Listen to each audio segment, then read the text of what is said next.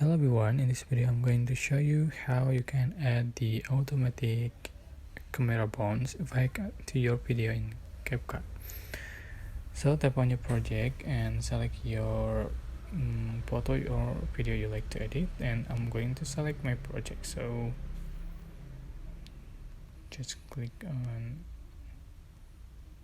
my project, and to add the camera bounce just click on the clip and select style button,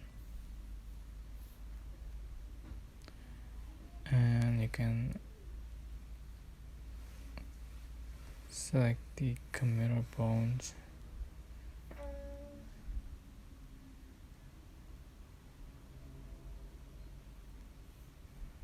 right? Click check marks. You can add more clip, right? And you can also add the audio, text, sticker, overlay, effect, and anything you like to add to your project.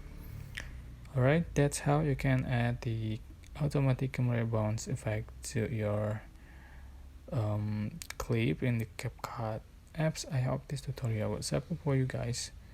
Don't forget to like, comment, share, and also subscribe. If you have any question, please leave in the comment section down below. Thank you so much for watching.